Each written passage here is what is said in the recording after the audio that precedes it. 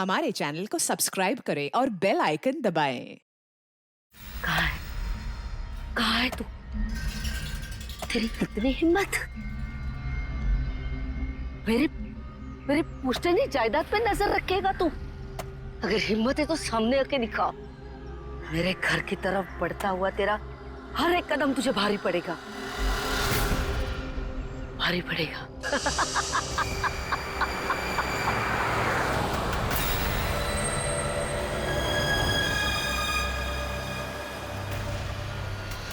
यार यहाँ पे तो कोई भी नहीं दिख रहा, किससे पूछूं?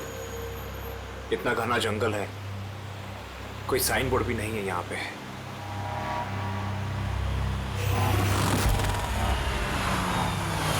अरे भाई साहब, ये पिपलिया गांव का रास्ता यही है ना?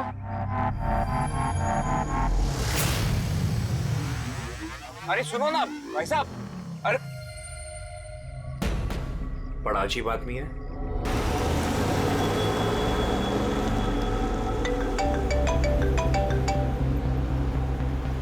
Hi baby.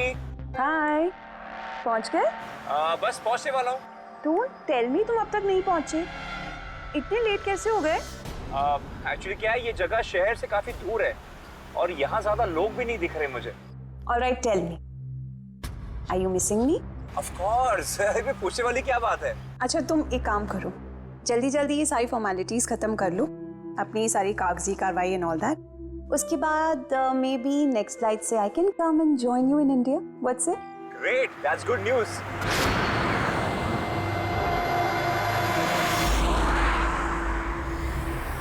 अच्छा बेबी, मुझे लग रहा है कि मैं पहुंच गया हूँ, वो मकान दिख रहा है मुझे। अरे ये गेट क्यों बंद है?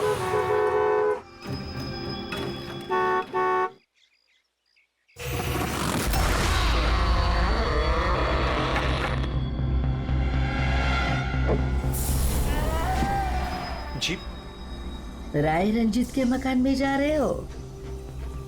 हाँ।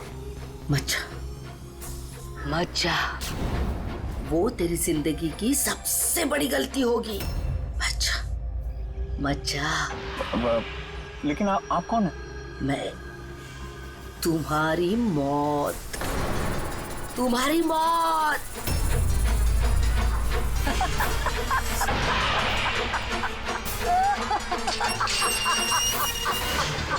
ए बुढ़िया, चल चल, अरे जा। अच्छा वरना तू भी मरेगा, तू भी मरेगा।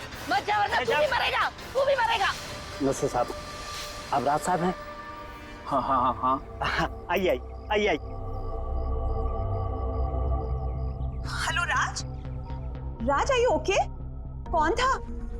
हाँ, अरे वंदना, मैं ठीक हूँ, कोई नहीं था और मैं पहुंच गया हूँ। ठीक है, बंगले पे मैं कॉल करता हूँ तुम्हें। Okay okay, you take care. हाँ, I will speak to you soon. Bye bye bye.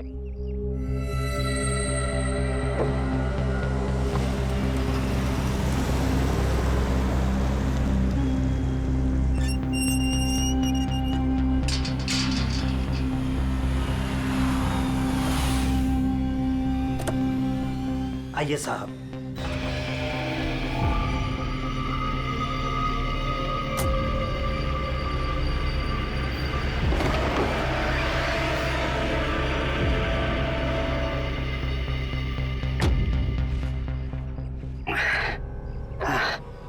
साहब, सफर में कोई तकलीफ तो नहीं हुई? नहीं, लेकिन वो औरत कौन थी? बुढ़िया औरत जो आपसे बात कर रही थी ना, लाली नाम है उसका, थोड़ी अजीब सी है। आपको उसकी बातों का बुरा तो नहीं लगा? नहीं, बुरा नहीं लगा मुझे, पर मुझे एक बात समझ में नहीं आई कि उस औरत ने मुझे यहाँ आने से मना क्यों किया। जाने दीजिए ना साहब उसकी बातों का, थोड़ी सी हिली हुई है, कुछ भी बकती रहती है। आप आइए, अंदर आइए।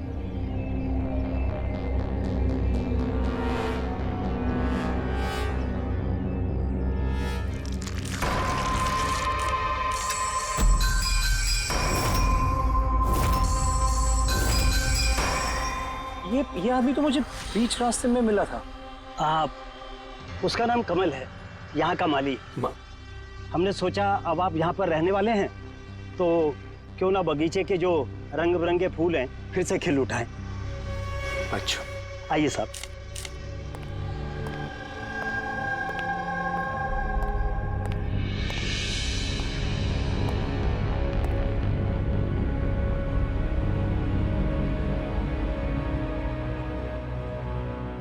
अच्छा एक बात बताइए जी। यहाँ कितने साल से काम कर रहे हैं आप? बस साहब ये समझ लीजिए कि मैंने बचपन में चलना यहीं से सीखा था, और अब इस घर से तभी जाऊंगा जब मेरी अर्थी उठेगी। साहब अब ये घर आपका है,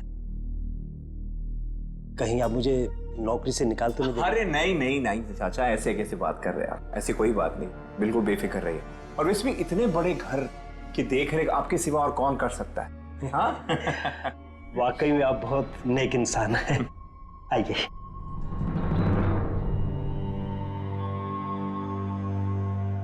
साहब ये है आपका रूम, वॉशरूम उधर है, आप फ्रेश हो जाइए, तब तक मैं आपके लिए खाने पीने का बंदोबस्त करता हूँ। ठीक है। ठीक है साहब।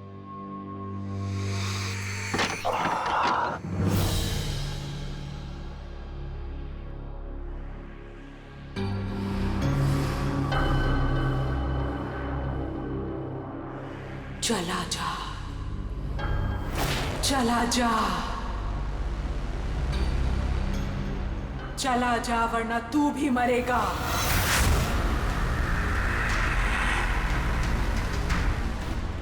कौन?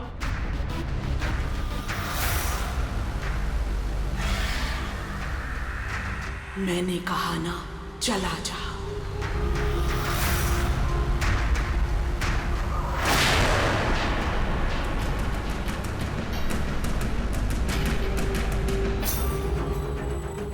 कौन है?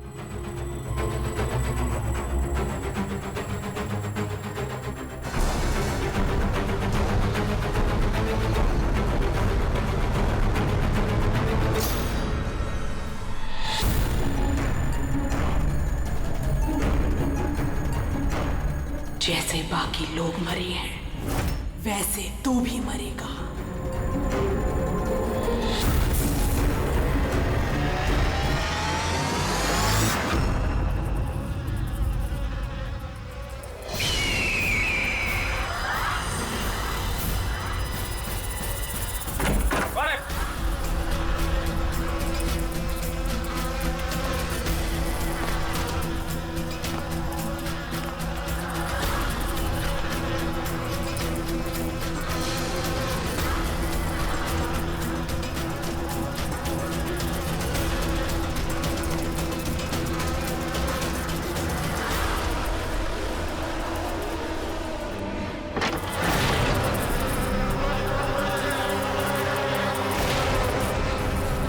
मधुमक्खी?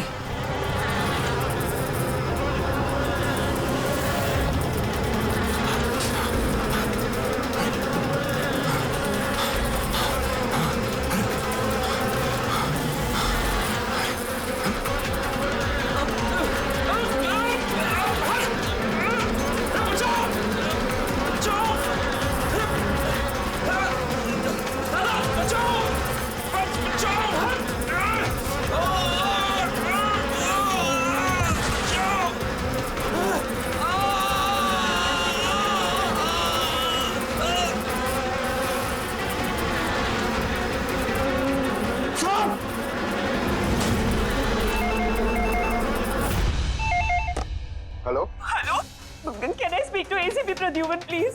हाँ जरा शांत हो जाइए, कौन बोल रही हैं आप? मैं कौन बोल रही हूँ, मुझे क्या काम है, मैं सिर्फ उन्हें बताऊंगी। Can you just make me speak to him right now please? एक मिनट होल्ड करिए। सर, हाँ सर, फोन कॉल है।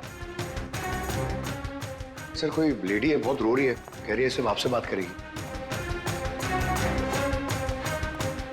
Hello, hello ACP Pradyuman. हाँ मैं एसीपी प्रद्युमन बोल रहा हूँ। सर, हाँ कहिए। सर मैं वंदना बोल रही हूँ अमेरिका से। हाँ बताइए। सर मेरे साथ बहुत बहुत बहुत बुरा हुआ सर। क्या हुआ आपके साथ? सर मेरे फियांसे राज इंडिया गए थे पुश्तैनी मकान खरीदते। सर मधुमक्खियों के काटने से उनकी मौत हो गई। क्या? अच्छा तो बताइए मैं क्या कर सकता हूँ आपके लिए? सर लेकिन मुझे लगता है कि उनकी मौत मधुमक्खियों के काटने से नहीं हुई। इनफैक्ट उनका मर्डर हुआ है। He's been killed. तो ऐसे क्यों लगता है आपको कि उनका खून हुआ है? सर वो जब प्रॉपर्टी खरीदने के बाद कागजी कार्रवाई के लिए जा रहे थे तो तब तब क्या हुआ? सर मैंने साफ साफ सुना था राज को कोई औरत धमका रही थी। कौन थी वो औरत? No sir, I have no clue. जरा एक बात बताइए, क्या आपके राज की यहाँ इंडिया में किसी के साथ कोई दुश्मनी थी, कोई झगड़ा वगड़ा हुआ था? नहीं सर, राज की किसी के साथ कोई एनिमिटी, कोई दुश्मनी नहीं थी। इनफैक्ट राज तो इंडिया में किसी को जानता ही नहीं था। तो फिर कौन कर सकता है ये? कौन जान ले सकता है राज की? क्या आपको किसी पर शक है? नहीं सर, कोई शक नहीं। सर राज तो एक नेक काम करने जा रहे थे। कैसा काम? He wanted to start an orphanage. सिर्फ एक अनाथ आश्रम खोलना चाहते थे वो। वाकई नेक काम है, लेकिन किससे खरीदने वाले थे मकान वो? सब मकान तो वो ऑलरेडी खरीद चुके थे गवर्नमेंट से नीलामी के बाद। वो सर इंडिया कागजी कार्रवाई के लिए गए थे। देखिए, एक काम कीजिए, सारे के सारे डिटेल्स मुझे भेज दीजिए, मैं आपकी पूरी की पूरी मदद करूंगा, ठीक है? सर मैंने सीआईडी के बारे में बहुत सुना है। सर मुझे भी जस्टिस मिलेगी ना? वंदना जी, मैं आपसे वादा करता हूं, आपको पूरा का पूरा इंसाफ दिलाएंगे हम, और जिसने भी आपके राज के साथ बुरा किया है उसे हम सजा दिलवाएंगे। वंदना, उसका मंगेतर राज अमेरिका से इंडिया आता है मकान खरीदने, अनाथाश्रम चलाने, और राज की मौत होती है मधुमक्खी के काटने से। इंटरेस्टिंग।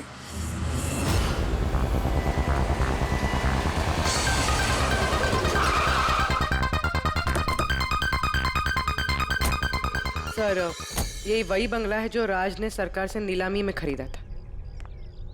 अच्छी खासी प्रॉपर्टी लग रही है। आप देखभाल करते हो उस जगह की? जी हाँ, कहिए। कहेंगे आप, हम सिर्फ सुनेंगे। क्या मतलब? सीआईडी? क्या बात होगी सर? राज राकेश नाम के एक आदमी का खून हुआ है यहाँ पे। बहुत बुरा हुआ सर उनके साथ। उन्होंने ही सरकार से ये मकान खरीदा था। हाँ, उन्हीं की बात कर रहे हैं। उनका खून नहीं हुआ, मधुमक्खियों के काटने से उनकी मौत हुई है। मैंने खुद अपनी आंखों से देखा था। नहीं, देखा होगा आपने, लेकिन यहाँ इस बंगलों में आने से पहले किसी औरत ने उन्हें धमकी दी थी। कुछ जानते हो उस औरत के बारे में? अच्छा, वो लाली साहब, वो बुढ़िया तो बेतुकी बेसर की बातें करती रहती है। आप उसकी बातों को गंभीरता से मत लीजिए। क्या गंभीरता से लेना और क्या नहीं, वो हम तय कर लेंगे। आप ये बताइए कि वो लाली, वो रहती कहाँ है? कहीं भी नहीं सर। कहीं भी नहीं मतलब? उस बेचारी का ना तो अपना कोई घर है और ना ही कोई अपना परिवार। बस दिन भर इधर उधर घूमती रहती है। नहीं, कहीं तो बैठती होगी, खाना वाना खाती होगी। कोई एक जगह होगी ना जहाँ पे वो रहती होगी ज्यादातर। हाँ, पास में एक तालाब है, अक्सर वहीं बैठी रहती है। अच्छा, दे क्या तुम इस लाली से मिल लो, तब तक इस मकान का चक्कर लगा लेता हूँ मैं। ठीक है, अब जरा वो जगह दिखाओ जहाँ पे खून हुआ था। आइए साहब। राज साहब यहाँ गिरे पड़े थे।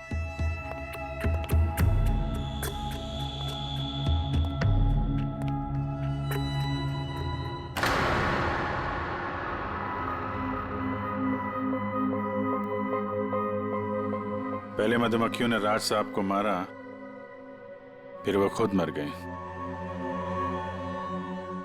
ये मधुमक्खी के हमले यहाँ पे अक्सर होते रहते हैं क्या? नहीं साहब, इससे पहले तो मैंने एक मधुमक्खी भी नहीं देखी यहाँ। पता नहीं राज साहब के पीछे इतनी सारी मधुमक्खियां अचानक कहाँ से आ गई। राय रंजीत की हवेली से आ रहे हो ना तुम लोग?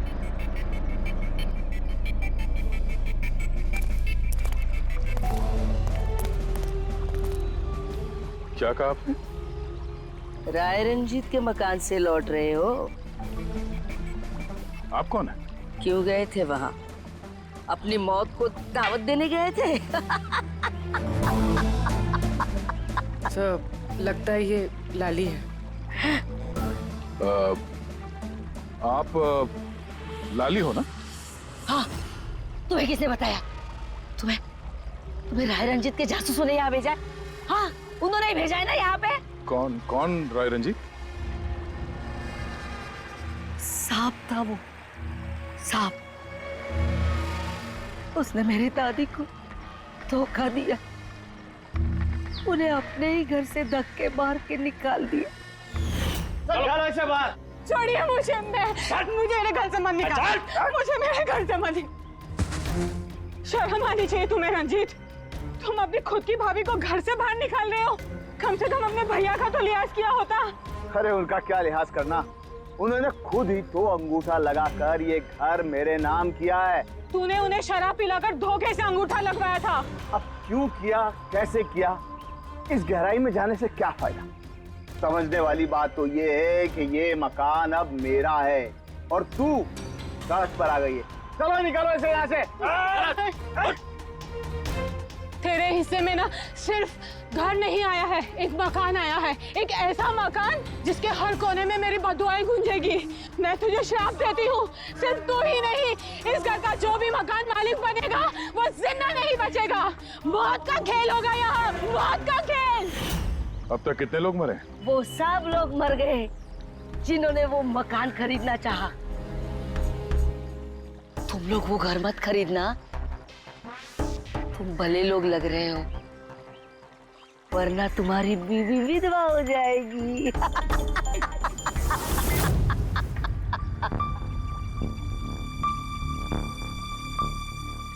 माँ जी ये कुछ पैसे हैं, काम आएंगे।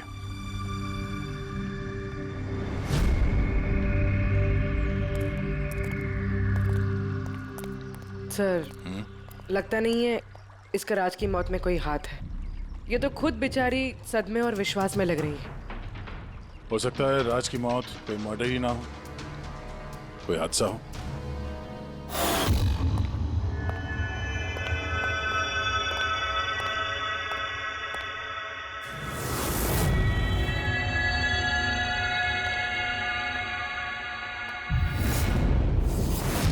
अरे ये कमरा खुला कैसे है?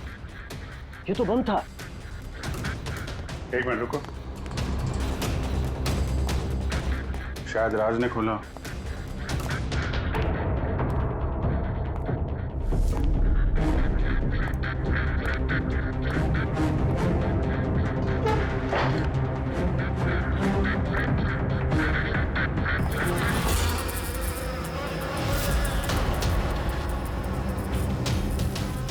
ये है तो छत्ता यहाँ पे।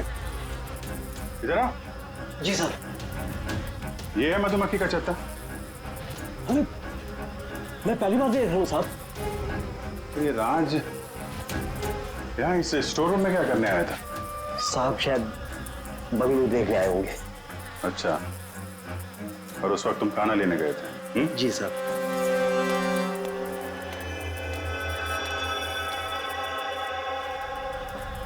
वो कौन है? वो कमल है साहब, यहाँ का माली। जब राज साहब की मौत हुई थी तो ये था यहाँ पे? जी हाँ था। कमल इधर आओ, साहब बुला रहे। जी सर। कमल, जब राज साहब की मौत हुई थी तो यहाँ आसपास किसी अनजान आदमी को देखा था तुमने? कोई अजीब सी घटना हुई हो? नहीं साहब। तो ये छत्ता यहाँ पे है तो तुम्हें कुछ काम करने में परेशानी नहीं होती? मधुमक्खी ने काटा नहीं तुमको कभी? नहीं सर, मधुमक्खी तो तब काटती ना जब यहाँ कोई छत्ता होता। पहले तो मैंने ये छत्ता यहाँ देखा ही नहीं साहब। क्या बात कर रहे हैं? हाँ साहब, मैंने आपसे पहले कहा ना कि इससे पहले इस घर में हमने एक मधुमक्खी भी नहीं देखी। कमाल है। फिर ये छत्ता आया कहाँ से?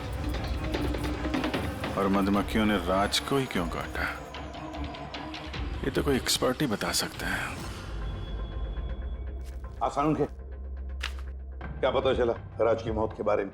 मौत कैसे हुई? बॉस, इसकी मौत मधुमक्खियों की वजह से हुई है। यार तुझे पूरा यकीन है राज की मौत मधुमक्खियों की वजह से ही हुई है? हाँ बॉस, ये डॉक्टर ने जो रिपोर्ट बनाई है मैंने वो भी देख ली। इस राज का अच्छी तरह से चेकअप भी कर लिया। मुझे पूरा यकीन है राज की मौत मधुमक्खियों के डंक के जहर की वजह से ही हुई है। सर, बचपन में मुझे मधुमक्खी ने काटा था, मैं तो जिंदा हूँ। हाँ सालू के सब, पंकज पे जहर का असर क्यों नहीं हुआ? अरे पंकज को मधुमक्खी ने काटा था, मधुमक्खियों ने नहीं काटा था। बॉस, अगर एक दो मधुमक्खी काटे तो बात समझ में आती है, लेकिन सैकड़ों मधुमक्खियां अगर हमला कर दे तो इट्स इम्पॉसिबल। मधुमक्खियों के डंक से साळुंखे कहता है कि राज की मौत मधुमक्खियों के डंक से हुई है, मधुमक्खियों के जहर से। और राज की मंगेतर वंदना कहती है कि राज का खून हुआ है।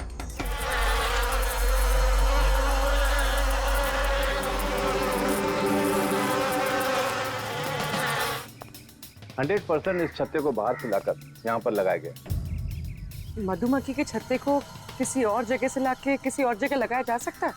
इतना आसान है? इतना मुश्किल भी नहीं है। शहद के व्यापार के लिए अक्सर ऐसा किया जाता है। आप बता सकते हैं कितने दिन पहले इस छत्ते को यहाँ पे लगाया गया? ज्यादा दिन नहीं, लगभग 2-3 दिन। सर, अगर मान भी ले कि खूनी ने ये छत्ता यहाँ पर इसलिए लगाया था कि वो राज को मार सके, लेकिन उसे कैसे पता था कि ये मधुमक्खियाँ राज पे ही हमला करेंगे, किसी और पे नहीं? मधुमक्खियां बिना वजह किसी पे भी डंक नहीं मारती, क्योंकि डंक मारने के बाद उनकी खुद की भी मौत हो जाती है। तो ऐसी क्या चीज है जो उन्हें उत्तेजित करती है अटैक करने के लिए? देखिए, जब उन्हें लगता है कि सामने वाले इंसान से उन्हें कुछ खतरा है।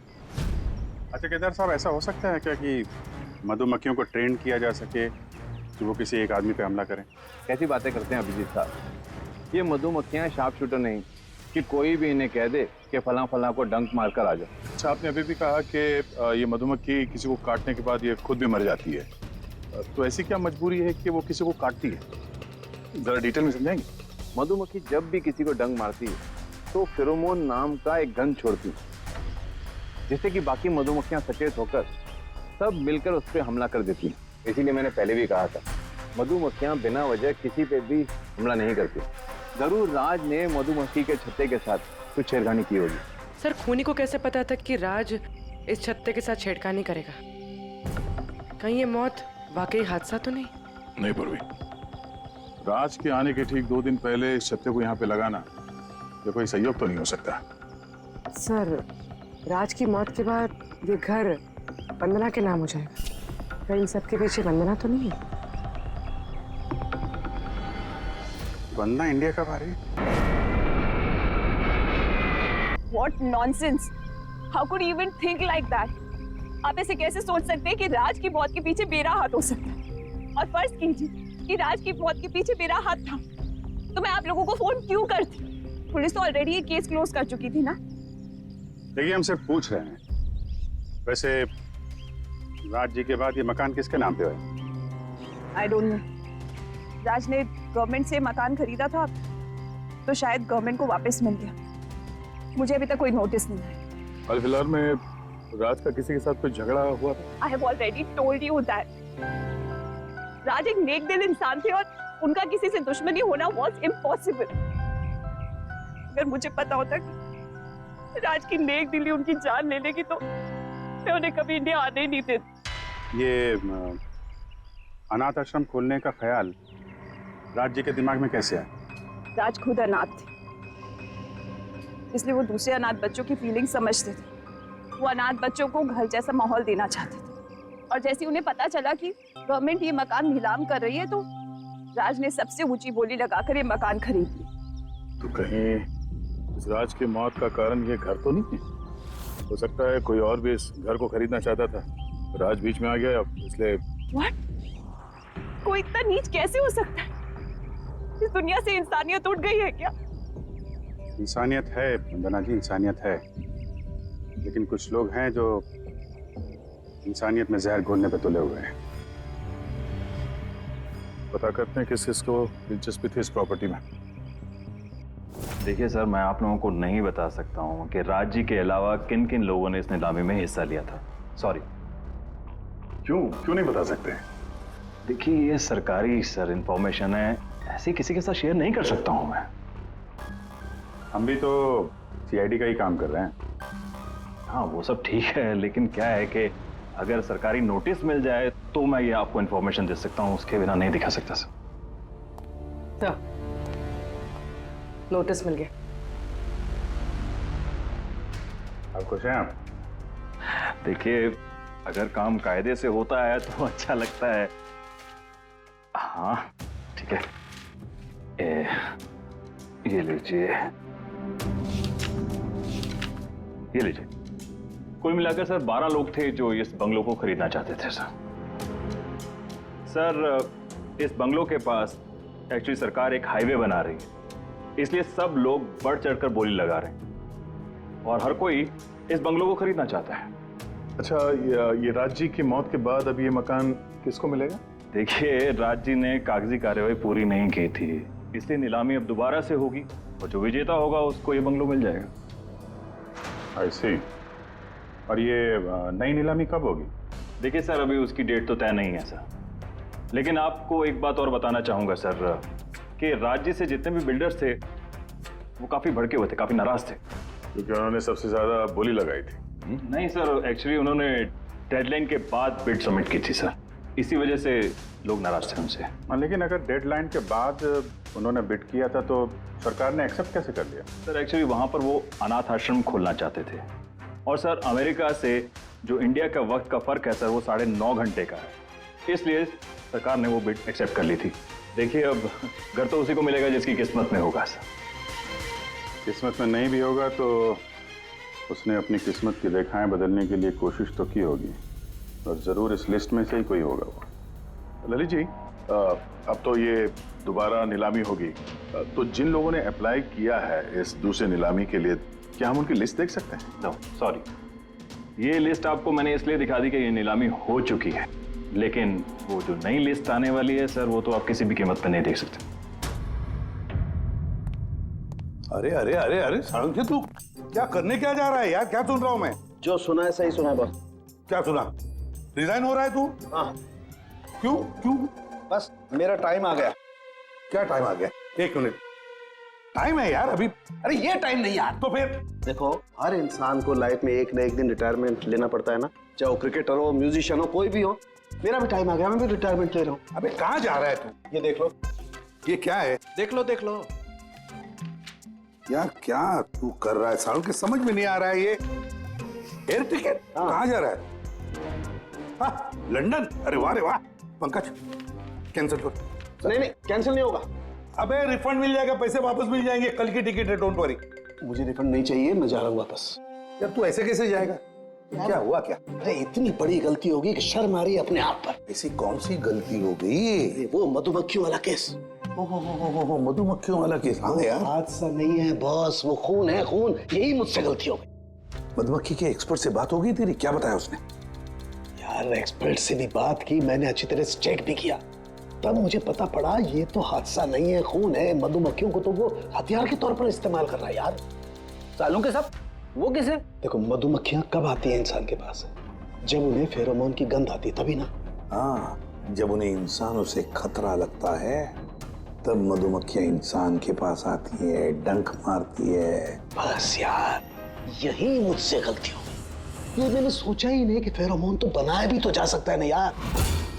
हाँ यार, फेरोमोन तो आर्टिफिशियली भी बनाया जा सकता है, लेबोरेटरी में, फैक्ट्री में। मतलब किसी ने ये आर्टिफिशियल फेरोमोन बनाया और वो किसी भी तरह से राज के शरीर पर लगा दिया। बस मधुमक्खियां आ गई और उस पर अटैक कर दिया। सड़ों के उठ उठ उठ, पिपलिया गांव चला जा। वहां पे जहाँ पे राज का खून हुआ, राज का सारा सामान चेक कर, पता तो चले ये फेरोमोन वहां पर आया कैसे और किसने इस्तेमाल किया ये फेरोमोन राज पर। Yes boss. ये रहा सर, राज का सारा सामान इस सूटकेस में। ठीक है सर, एसीपी साहब बता रहे थे आप रिटायर होने वाले हो। कब है आपका लास्ट वर्किंग डे? आपके लास्ट वर्किंग डे से 1 दिन के बाद। मतलब नहीं आ रहा है। अच्छा दया, एक काम करो, मैं बाहर जाता हूँ और तुम जो है ना, एक एक करके सामान मुझे बाहर पकड़ाओ, तो पता करते हैं कि कौन से सामान में फेरोमोन है। ठीक है? जी सर। ये पकड़ेंगे आप? जरा रख लीजिए थोड़ी देर के लिए। दिखेगा ना बाहर? दिखेगा। मधुमक्खी है इसके लिए कह रहा था। अभिजीत हो तुम। हाँ, ये पूर्वी है। हाँ, ये दया। अरे दिख रहा है सर। चलिए चलिए चलिए चलिए, संभाल के सर, संभाल के। हाँ, चलिए सर।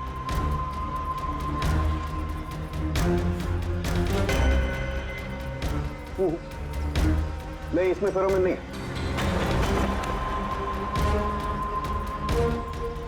अरे सर संभल के। अरे कुछ नहीं, जिसमें फेरोमोन होता है उसी पे अटैक करती है।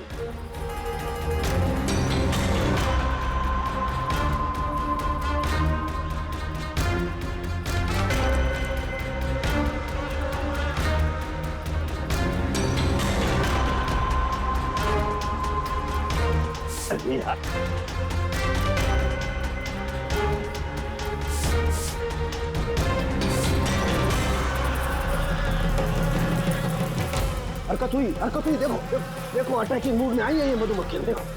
सर किसी ने राज के परफ्यूम में फेरोमोन मिलाया। अरे यार ये मधुमक्खियों ने मुझे काटा ना। सर आप निकलो यहाँ से। अरे यार, अरे पानी में जाओ, पानी में। पानी किधर है? अरे सामने उस तरफ सर। अरे उधर कुआं है सर, जाओ ना। कुएं में घुस जाओ। अरे सर निकलो यहाँ से, जाइए सर।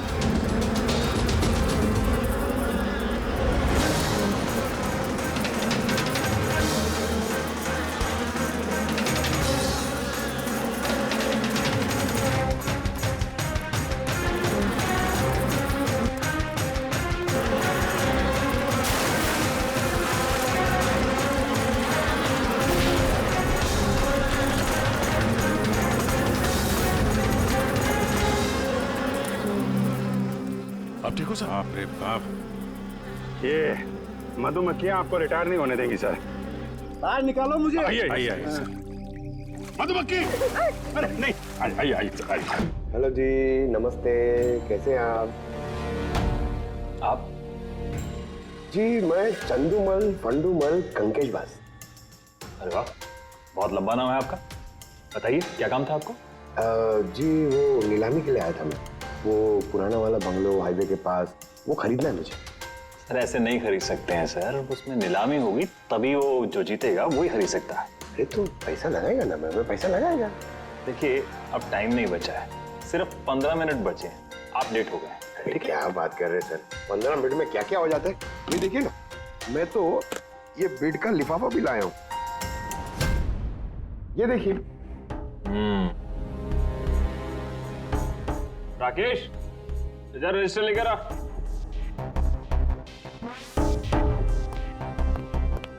साहब को दो, एंट्री कीजिए साहब। हाँ यहाँ पर एंट्री कर दीजिए। अच्छा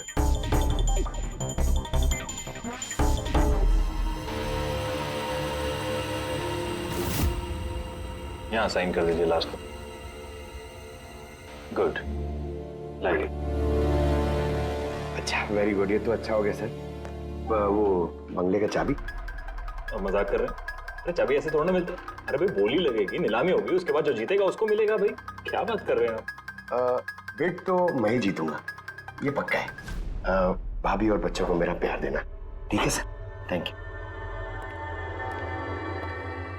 पता नहीं कहाँ कहाँ से चले आते हैं, कमाल है।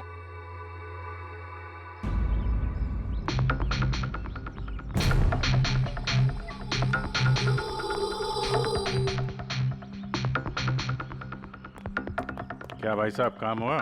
सर ये देखिए, चंदूमल फंडूमल कंकेशवास का कमाल। उठ जाओ पंकज। 12 में से 2 लोग हैं जिन्होंने दोबारा बोली लगाई है इस मकान को खरीदने के लिए, हेमंत और रोशन। मतलब खूनी इन्हीं 2 में से कोई हो सकता है। और जो कोई भी है इस बार भी इस मकान को हथियाने के लिए किसी भी हद तक जा सकता है। दोस्तों अब ये वक्त आ गया है कि बता दिया जाए कि नीलामी का विजेता आखिर है कौन। और मुझे बताते हुए बहुत खुशी हो रही है कि नीलामी के जो विजेता है मिस्टर रोशन। रोशन जी आपको बहुत बहुत बधाई हो। 1 मिनट, काय की बधाई हो? सबसे ज्यादा बेट मैंने लगाई थी, ये कैसे जीत गए? देखिए भाई साहब, आपको कोई गलतफहमी हुई है। सबसे ज्यादा बेट मिस्टर रोशन ने लगाई थी, इसलिए रोशन को मकान दे दिया गया है। ऐसा हो ही नहीं सकता। मैंने बहुत ऊंची बोली लगाई थी, ये बेट मुझे मिलनी चाहिए थी। आप ऐसे ही बात कर रहे हैं सर, मैंने तीनों लिफाफे चेक किए हैं और चेक करने के बाद मिस्टर रोशन की कीमत सबसे ज्यादा थी, इसलिए मिस्टर रोशन को मकान दे दिया गया है। प्लीज कम ऑन यार, अब हार गए हो तो बच्चों की तरह रो मत। बिजनेस है, ऊंच नीच होती रहती है। बिजनेस में बेईमानी नहीं चलेगी। ये दिखाइए, आप पहले वो लिफाफे दिखाइए, मुझे अभी देखना है किसने कितने बिट करी है। दिखाइए दिखाइए दिखाइए, लाइए। मुझे भी चेक। नहीं नहीं नहीं, ये नहीं दिखा सकते, ये नियम के खिलाफ है। चीटिंग करना भी नियम के खिलाफ है। मैंने 7 करोड़ की बिट करी है। 4 करोड़ इनके अभी हेड ऑफिस से फोन आएगा और बोलेंगे कि मैंने सिर्फ 3 करोड़ लगाए। कोई फोन नहीं 4 करोड़ कम। आपके कहने से फोन आएगा। चलो उठाओ, फोन उठाओ तुम्हारा अभी। ये मुझे क्या करना है क्या नहीं करना है आप मुझे नहीं बताएंगे। आप ललित जी, आप तो बड़े कायदे कानून की बातें किया करते थे और फोन भी नहीं उठा रहे हैं। भाई ये तो बहुत गलत बात है। आप ब्यूरो चलिए हमारे साथ। आप कहाँ खिसक रहे रोशन जी? आप हमें मिठाई नहीं खिलाएंगे? नई प्रॉपर्टी ली है आपने? आइए, आप ही आइए। आइए आइए। सर रोशन जी बिल्कुल ठीक बोल रहे हैं सर। सर रोशन जी का इससे कुछ लेना देना नहीं है। जो भी फ्रॉड हुआ है सर मैंने किया है। ये रोशन का जुर्म अपने सिर पर क्यों ले रहे हो? अच्छा खासा पैसा दिया है क्या रोशन ने तुम्हें? और एक बात याद रख लो, ये पैसा खर्च करने को नहीं मिलेगा क्योंकि तुरंत फांसी होगी तुम्हें। सर इतनी सी बेईमानी के लिए फांसी चढ़ा देंगे? नहीं, बेईमानी के लिए नहीं, खून के लिए फांसी होगी। सर खून किसका खून सर? राज राकेश का खून, जिसने पिछली नीलामी में वो प्रॉपर्टी खरीदी थी। सर लेकिन मैंने किसी को नहीं मारा है सर। सर मैंने नहीं मारा है सर किसी को। पता है इस रोशन ने मारा है। तो इसकी पोल खोल दो, वरना इसके पाप का मटका तुम्हारे सिर पे फूट जाएगा। सर ये क्या कह रहे हैं सर आप? मैं भला राज को क्यों मारूंगा सर? इस प्रॉपर्टी के लिए, और किस लिए? क्या कह रहे हैं आप सर? सर मैं मानता हूं कि मैं ललित के साथ मिलकर नीलामी में छोटी मोटी हेरा फेरी करता था, पर सर एक प्रॉपर्टी के लिए किसी का मर्डर थोड़ी कर दूंगा मैं। मतलब तुम्हारे कहने का मतलब है तुमने ये खून नहीं किया? नहीं सर। चल ठीक है, पूर्वी जरा वो परफ्यूम लाना।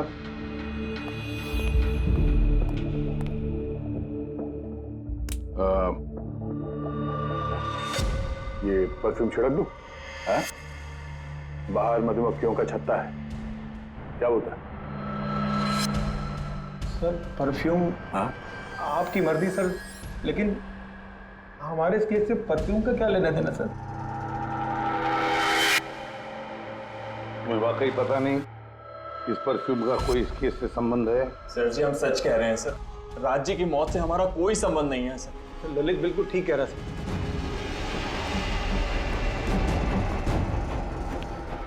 अगर ये खून रोशन ने नहीं किया है तो फिर बचता है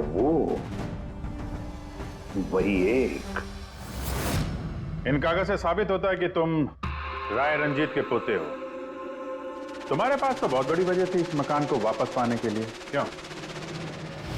देखिए, राय रंजीत का पोता होने से यह साबित नहीं होता कि यह खून मैंने किया है।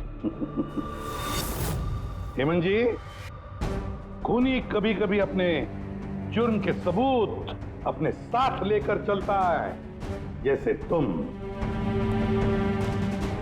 मैं समझा नहीं। मैं समझाता हूं।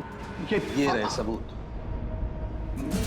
कमाल है सालू के साहब, सेफ्टी सूट पहनने के बावजूद भी आप दोनों को मधुमक्खियों ने काटा। हाँ, कभी कभी सेफ्टी सूट पहनने के बाद भी मधुमक्खियां डंक मार सकती हैं, और फिर मधुमक्खी के छत्ते को इधर से उधर ले जाने में तो और भी ज्यादा अटैक हो सकता है, नहीं? जी देखिए, वो दरअसल बहुत हो गया हेमंत, तुम्हारी बेगुनाही का और भी कोई सबूत चाहिए? जी नहीं, मैंने ये सब किया था। जब राज बंगले में घुसा तब मैं वहीं था, और मौका देखकर मैं बंगले में घुस गया था। मैंने परफ्यूम की बोतल के अंदर फेरेमोन मिला दिया। उसके बाद राज को आवाज से डिस्ट्रैक्ट किया, मधुमक्खी के छत्ते तक लेकर गया, और उसके बाद का काम मधुमक्खियों ने कर दिया था। मुझे मेरा पुश्तैनी मकान वापस चाहिए था। वाह रे वाह, अपने पुश्तैनी मकान के लिए तुमने एक नेक इंसान का खून कर दिया। कानून तुम्हें कभी माफ नहीं करेगा। तुम्हें कम से कम आजीवन कारावास की सजा होगी। ले जाओ इसे पंकज।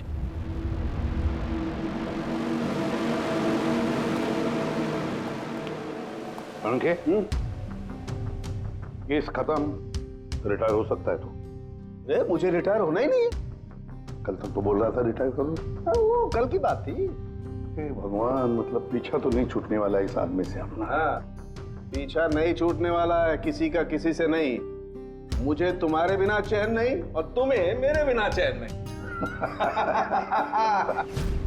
ये लीजिए, सरकार ने बंगलो अब राज से आपके नाम करने का निर्णय लिया है। उम्मीद है कि अब आप मिस्टर राज के अनाथ आश्रम खोलने का सपना पूरा कर पाएंगे। राज के जाने के बाद मेरी लाइफ का यही मकसद रह गया है, उसका आखिरी सपना पूरा करना। But thank you so much Raj को जस्टिस दिलाने के लिए। हमने जो कुछ भी किया वो तो हमारा फर्ज था। आपको और कोई मदद की जरूरत हो तो हमें जरूर याद करिएगा। कभी कभी आते रहिएगा, उन बच्चों को भी आपसे इंस्पिरेशन मिलेगी। ये भी कोई पूछने की बात है? हो सकता है उन बच्चों में हमें कोई हमारा नया सीआईडी ऑफिसर मिल जाए।